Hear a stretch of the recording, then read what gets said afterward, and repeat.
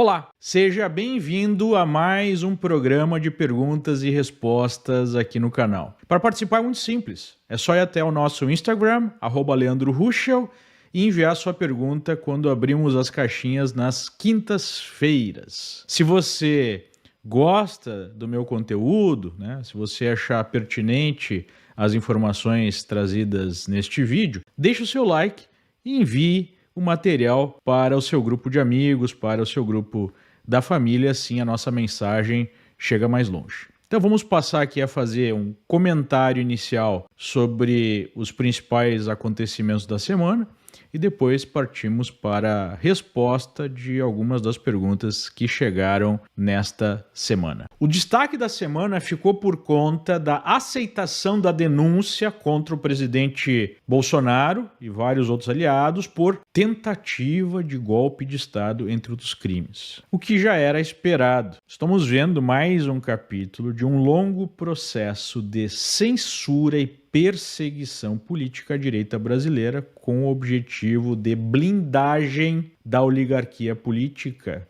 que foi salva de todas as condenações na Lava Jato para retomar o poder e agora reprimir os responsáveis pela revolta popular no Brasil, que acontece desde 2013. É disso que se trata. Então essa história de tentativa de golpe é só uma cortina de fumaça para esconder a verdadeira tomada de poder que foi feita na descondenação dessas pessoas e agora na implementação de um regime repressivo. Só que esse processo não está acontecendo da maneira que o regime queria, porque o que chamou a atenção no julgamento foi a postura dos ministros de justificar todas as arbitrariedades que estão sendo cometidas, todo o desrespeito aos direitos fundamentais, ao devido processo legal, ao ponto, dos ministros trazerem um vídeo editado para justificar as condenações que estão acontecendo, o processo que está acontecendo. O que é mais uma arbitrariedade, porque nesse tipo de audiência você tem a procuradoria, que oferece a acusação, os advogados de defesa, que então defendem os seus clientes, e os juízes deveriam apenas ouvir um lado ou outro e tomar uma decisão sobre a aceitação da denúncia ou não. Mas o que acontece é que os ministros, desde aquele famigerado inquérito das fake news, são ao mesmo tempo investigadores, são acusadores, são até mesmo vítimas. Então, nesse caso específico, a gente tem os juízes do caso defendendo a sua própria investigação e a sua própria denúncia e se defendendo, porque eles foram alvo desses protestos, para apresentar uma prova fora dos autos para justificar tudo o que está acontecendo. E por que isso foi necessário? Pela repercussão do caso da Débora dos Santos, a cabeleireira, mãe de 2 filhos pequenos, sem nenhum registro criminal prévio, que está presa há 2 anos e que foi condenada um pouco antes desse julgamento do Bolsonaro, da aceitação da denúncia, a 14 anos de cadeia por escrever "perdeu Mané" numa estátua com um batom, sendo que ela não participou de nenhum outro ato, nada de vandalismo, apenas fez isso. E isso projeta um símbolo político muito poderoso, porque encapsula toda essa história. "Perdeu Mané" foi exatamente o que o ministro Barroso falou para uma pessoa, para um manifestante aqui em Nova York, que questionava as urnas. E ele disse, olha, perdeu Mané, não a mola. E essa frase encapsula o descontentamento das pessoas com essa resposta. E esse mesmo ministro, logo após as eleições, foi a um ato político promovido pela UNE, essa sim, uma organização de extrema esquerda, para fazer um discurso político onde ele diz o seguinte: nós derrotamos o bolsonarismo. E aí, a condenação e a prisão já há 2 anos da Débora, por conta desse ato, fecha todo o ciclo.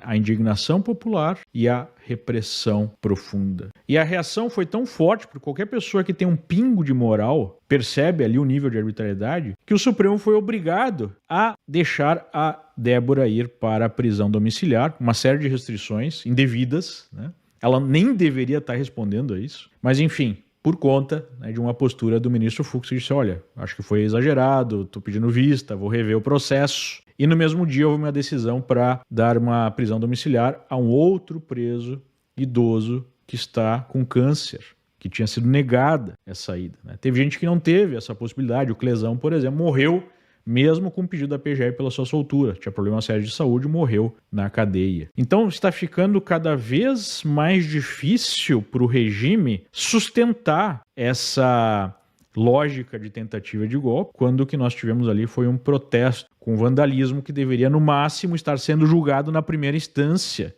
Para quem efetivamente cometeu vandalismo, cometeu outros crimes relacionados a esse, estarem respondendo, e não por tentativa de golpe de Estado, até porque é um crime impossível, né? Não tem como dar golpe de Estado com batom ou usando, a PGR colocou como arma, né, utilizada por bolas de gude, né? Isso não sustenta. Um ministro chegou a dizer que era óbvio que tinham armas porque militares andam armados, né?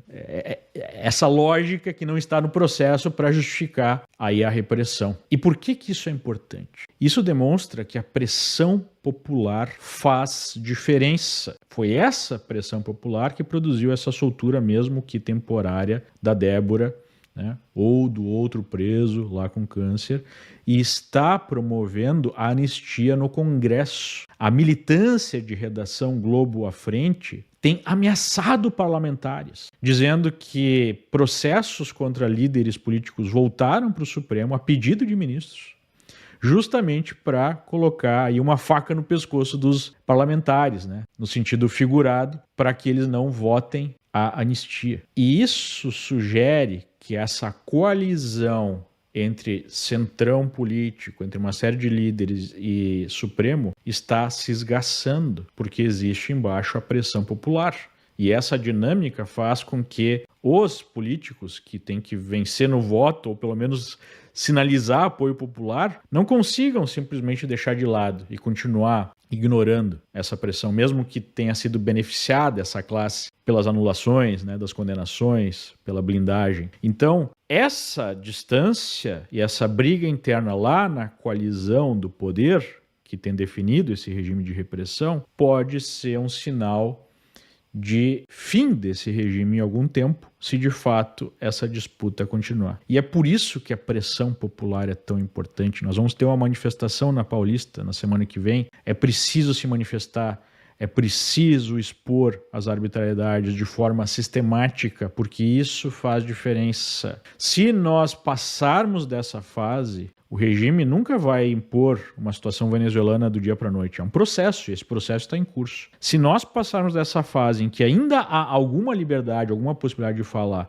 para a segunda fase, que é uma repressão sistemática sem espaço nenhum para falar, é muito difícil retornar. Então, este é o momento para efetivamente expor o que está acontecendo, para se manifestar e para exigir a retomada, né, das nossas liberdades, das nossas garantias básicas do Estado de Direito, que nós efetivamente já perdemos no Brasil. Talvez seja a última oportunidade. Feito esse comentário, vamos partir aqui para a resposta das perguntas que chegaram na quinta-feira. O Supremo condenando Jair Bolsonaro estaria fortalecendo o eleitorado a eleger a maioria no Senado, tiro no pé? Não vejo dessa forma, né? Porque se nós tivermos a mesma postura que nós vimos na última eleição, basicamente o que pode acontecer é a censura sistemática à direita, é a impossibilidade até mesmo de pessoas poderem concorrer, ou a anulação dessas eleições caso elas sejam eleitas, né? Olha o que está acontecendo com a Carla Zambelli, olha o que aconteceu com vários deputados do PL, uma mudança de interpretação lá do quociente eleitoral. Então, se você tem um sistema onde quem tem a caneta na mão não quer que certas pessoas de um certo grupo sejam eleitas, é só dar a canetada e impedir, né, que essas pessoas sejam até mesmo candidatas. Então, eu vejo muita gente assim com otimismo em relação às próximas eleições, com essa estratégia de Senado, mas, né, se você tiver as mesmas pessoas com a caneta na mão decidindo quem pode ou não pode ser candidato, ou como essa eleição se dará, né, ou até a possibilidade de caçar esses candidatos, o que adianta? Como pessoas tão simples podem ameaçar o sistema político atual? Caso Débora. Por um motivo muito simples. O sistema é frágil. Veja só, o sistema hoje está ancorado na descondenação de um grupo que foi pego saqueando o Brasil durante a Lava Jato e agora precisa manter o poder através do medo. Porque não é uma única Débora, são milhões de Déboras. E aí a única forma de você controlar essa multidão é colocando o medo para que pessoas não se manifestem, não protestem, não critiquem pela possibilidade de tomar 14 anos de cadeia, de ficar preso por 2 anos, mesmo tendo feito um protesto com batom. É só isso. Com Bolsonaro preso, o sistema irá derrubar Lula do poder? Olha, independente de Bolsonaro preso ou não, que eu acho que a chance é muito grande de acontecer, o sistema não está contente com o Lula. E o Lula também não está contente, o Lula e o PT não estão contentes com essa coalizão de poder.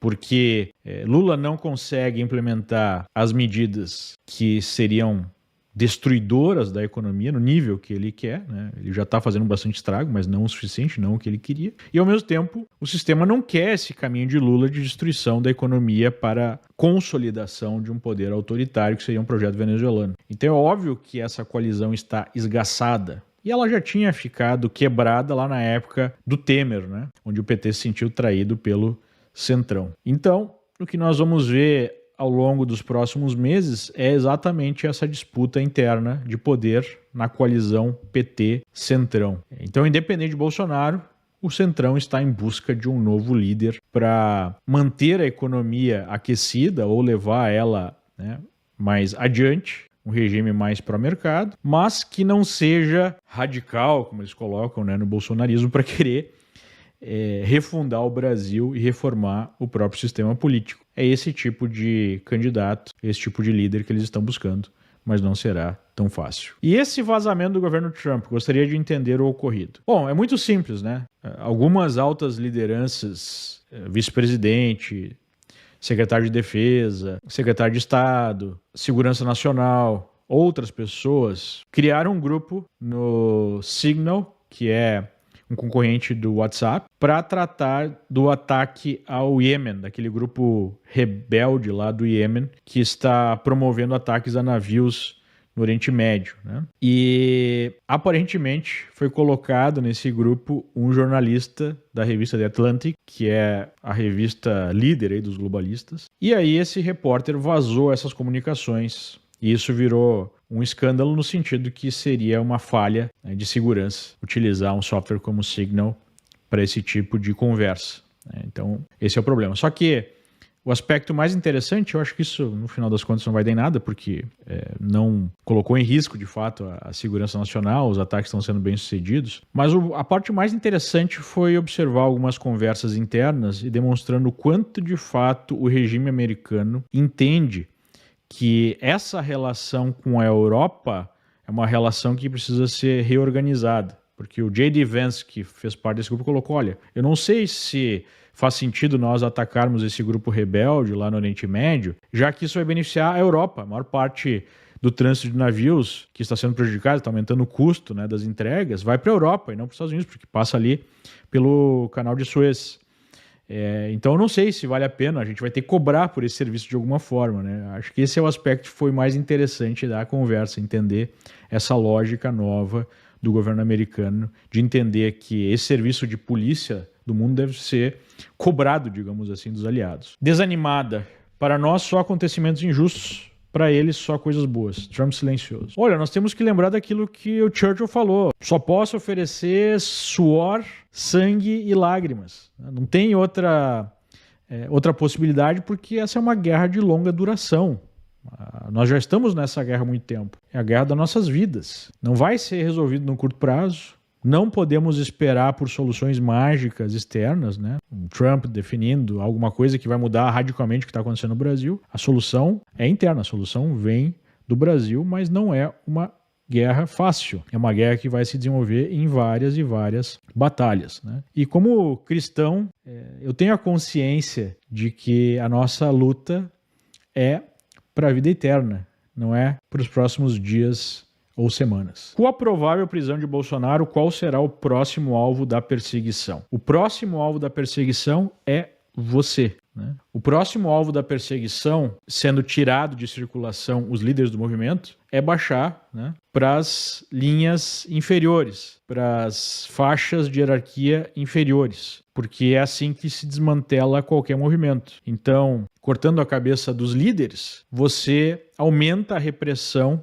para qualquer pessoa que tenha a mesma linha de atuação. Então, essa seria a sequência natural de qualquer regime repressivo. Você vai deixando a repressão cada vez mais intensa. Então, minha expectativa seria a consolidação desse regime de censura e de perseguição a qualquer pessoa que tenha uma postura mais à direita. Como eu respondi há uns 2 anos, quando veio o resultado oficial lá da eleição, o Brasil caminha não para virar uma espécie de Venezuela, mas sim uma espécie de China, em que você tem o direito de trabalhar e até enriquecer, desde que você não fale de política e que você obedeça, né, o arranjo de uma espécie de partido único no poder, né, e não questione esse arranjo político, não questione as autoridades políticas. Então, essa seria a situação usual, né? A expectativa usual. Agora, está cada vez mais difícil para o regime manter essa postura. As pessoas não estão aceitando isso de uma maneira tão passiva quanto o regime esperava.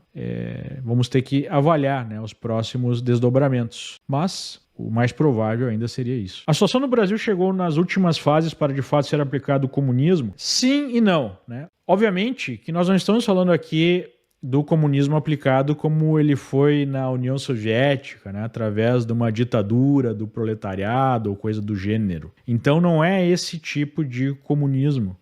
É o comunismo como uma estrutura centralizada de poder, né? A lógica do Antônio Gramsci, que foi um líder comunista que chegou à conclusão que revoluções na ponta do fuzil e com uma repressão muito profunda não é um regime estável, não é um regime que consegue ficar de pé. Então, o tipo de comunismo que nós temos no Brasil é diferente. Ao longo de várias décadas, se aparelhou as universidades, né, o jornalismo, o próprio direito, as instituições dentro e fora do Estado, e aí se cria um regime de certas medidas que vão concentrando o poder no Estado em favor, né, de uma classe iluminada, vão sendo adotadas sistematicamente. E não necessariamente nós estamos falando aqui da tomada dos meios de produção diretamente, né? Mas indiretamente sim, porque através de sistemática regulação e capacidade de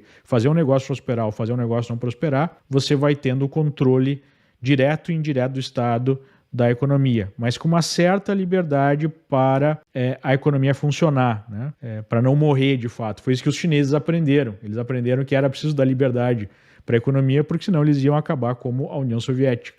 Então, é esse tipo de comunismo que nós já temos implementado no Brasil que está sendo consolidado. A perseguição política que vemos hoje pode ser considerada um ataque ao Estado Democrático de Direito? Não é um ataque, é a destruição. Não existe mais Estado Democrático de Direito no Brasil. Não existe mais devido processo legal. Não existe mais, né, direitos fundamentais. Qualquer fala pode ser interpretada como um ataque às instituições, como até uma tentativa de golpe, e a pessoa pode ter seus perfis bloqueados, as suas contas bancárias bloqueadas, seu passaporte cancelado, ou coisa pior, né, ser alvo de busca e apreensão. Centenas de pessoas já foram alvo disso. E o próprio processo aí contra Bolsonaro, essa última audiência demonstrou isso, né? Advogados falando que não tiveram acesso à integralidade dos autos, coisa que praticamente todos os advogados dos alvos dos inquéritos das fake news e correlatos têm denunciado, ministros atuando como procuradores, ministros que já xingaram Bolsonaro até de diabo, né? Claramente tem um ódio, não só Bolsonaro, mas outras pessoas que fazem parte do movimento, ex-advogado do Lula, que processou essas pessoas nos últimos anos, sendo juiz. Então isso não é compatível, né, com o Estado Democrático de Direito, com qualquer senso mínimo de justiça. Isso sim, né, é a destruição da democracia. Moraes foi uma salvação para o Supremo. O que difere ele dos outros ministros? Bom, acho que o que difere é uma personalidade que envolva a aceitação de riscos gigantescos para tomar certas medidas extremamente graves, extremamente agressivas, né? Então, acho que isso que difere. Ele está disposto a tomar esse risco para tomar medidas representando não só os outros ministros, mas toda uma oligarquia política brasileira. Acho que basicamente é isso. Quem vai salvar o Brasil da esquerda? Bom, em primeiro lugar, é preciso entender que não é apenas a esquerda. Hoje, a esquerda é um sócio minoritário no arranjo de poder. Então, não é necessariamente a esquerda. É um arranjo que envolve pessoas que nem necessariamente são de esquerda, mas que querem a concentração de poder, querem a sua blindagem. São pessoas que têm um pensamento autoritário, que basicamente é a velha oligarquia política brasileira, né, que sofreu a maior ameaça em décadas durante o processo de revolta popular, desde 2013, e agora está tomando o pé da situação novamente e consolidando esse poder. Então não é só a esquerda. Claro que para esse pessoal a visão esquerdista é favorável, por exemplo, de um Estado grande, de um Estado dominador, de uma justiça arbitrária, né, autoritária. Isso esse pessoal gosta, mas não necessariamente uma visão socialista a nível venezuelano, por exemplo. Agora, não espere que um líder seja o salvador da pátria, né? Acho que essa é uma visão latina, inclusive, a necessidade de líderes fortes que vão ser salvadores, vão se representar, né, uma espécie de figura até paterna. Isso não funciona.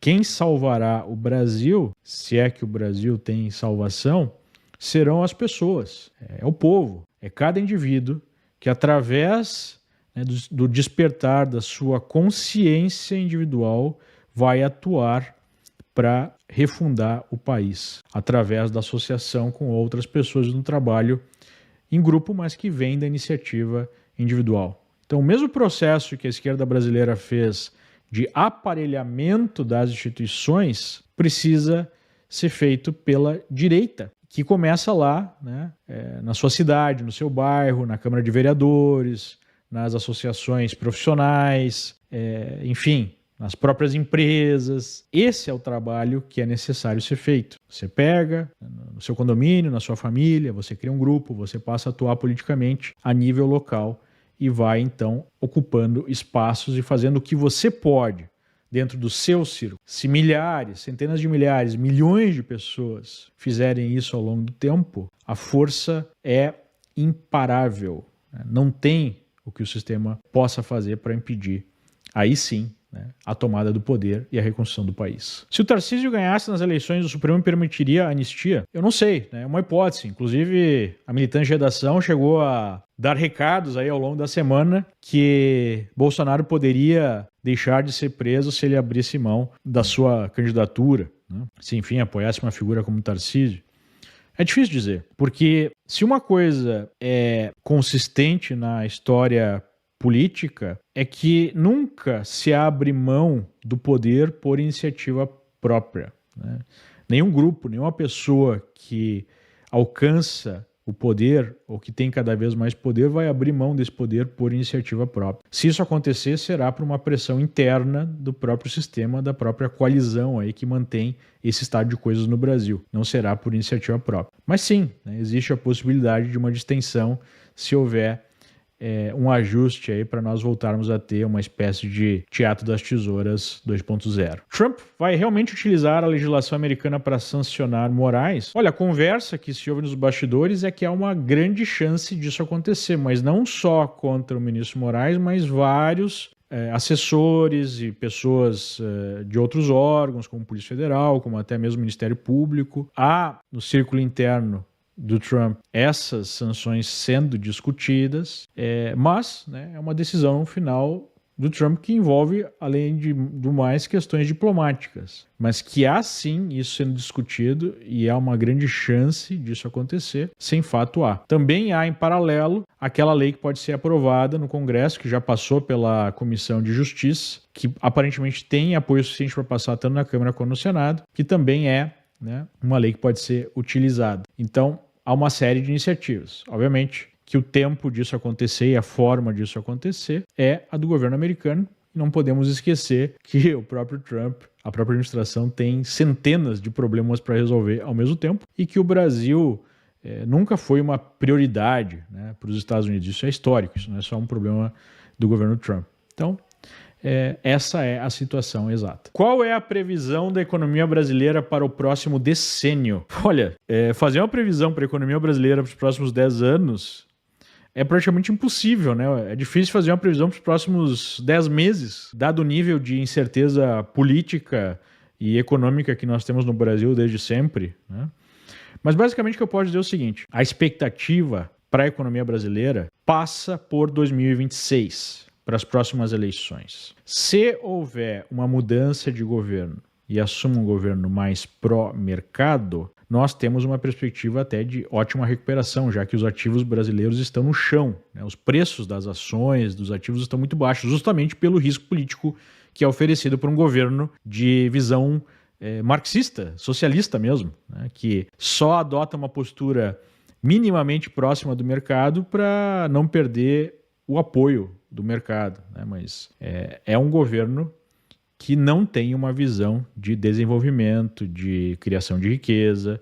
É um governo que tem uma visão chavista. Então, tudo passa por 2026. O que fez o mercado dar um up nos últimos 2 meses foi o desmanche, o derretimento de Lula, que está perdendo cada vez mais apoio popular, e a perspectiva, então, de um novo governo, a saída desse governo desastroso lá da presidência, né? Então, basicamente, passa por 2026. Você acha possível a Michelle ser a candidata à presidência que o Bolsonaro estaria escondendo? Bom, acho que ele não está escondendo tanto. Mas sim, eu acho que é possível que o Bolsonaro busque a candidatura de alguém da sua confiança, seja a própria esposa, seja um dos filhos. Eu acho que isso é bastante possível. É verdade que nos Estados Unidos só de falar ou pregar golpe de Estado após a eleição é crime para 20 anos? Não, não é verdade. É totalmente equivocado isso. Aqui nos Estados Unidos tem a primeira emenda, que é a emenda que garante a liberdade de expressão.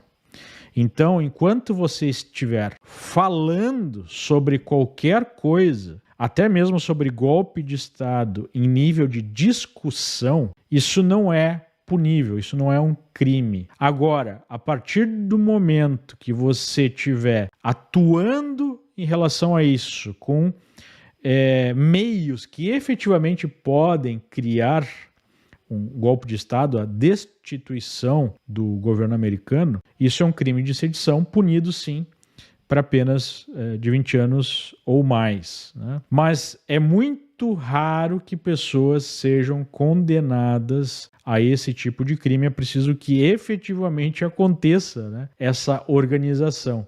Não é apenas falar disso. Falar disso é algo que está garantido pela primeira emenda. Estamos abrindo operações nos Estados Unidos. É burrice sair do Brasil 100%? É difícil dar uma resposta sem saber o caso específico, né? Mas saber mais detalhes. Mas eu sempre gostei muito da ideia de diversificação, seja para investimentos financeiros, seja para investimentos em empresas, em operações comerciais. De uma maneira geral, acho que não vale a pena estar 100% num lugar ou no outro, né? Vale a pena ter uma diversificação, depende do mercado, depende da situação. Mas esse seria o princípio básico. O que diria para quem tem medo de empreender quando há um governo de esquerda? Não é só o problema, né, de governo de esquerda hoje. O problema é que o Brasil estruturalmente tem um regime socialista que dificulta a criação de riqueza através do empreendedorismo. Mas não há outra alternativa, né? Esse é o incentivo. Se você quer efetivamente construir riqueza, você precisa empreender. São pouquíssimos os exemplos de pessoas que constroem um patrimônio, constroem uma carreira. Às vezes isso acontece, né, numa grande empresa, você pode ter uma carreira como executivo e, enfim, construir muita riqueza, mas nada se compara à capacidade de criação de riqueza, de você criar um negócio, de você expandir esse negócio. Praticamente todas as fortunas no planeta foram produzidas assim, tirando o exemplo que eu dei há pouco. E além disso, você tem que perceber que há a possibilidade de você empreender no mundo, não necessariamente no Brasil. Qualquer pessoa pode abrir uma empresa fora do Brasil, por exemplo, aqui nos Estados Unidos, e operar no mercado global, tendo uma receita em dólares, por exemplo, oferecendo serviços que são serviços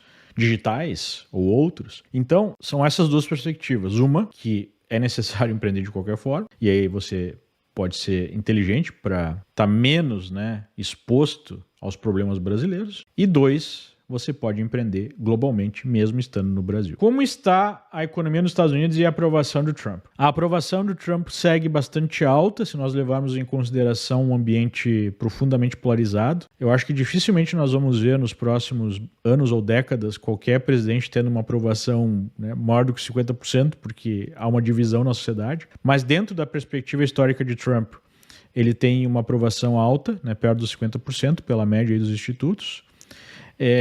Há um índice de apoio popular grande numa série de medidas, como, por exemplo, a remoção de imigrantes ilegais, mesmo a questão das tarifas, por incrível que pareça, é algo popular aqui nos Estados Unidos, né, porque há uma ideia de perda de empregos por parte dos americanos. O que gerou mais divisão foi a posição do Trump em relação à Ucrânia, mesmo assim há uma maioria de apoio.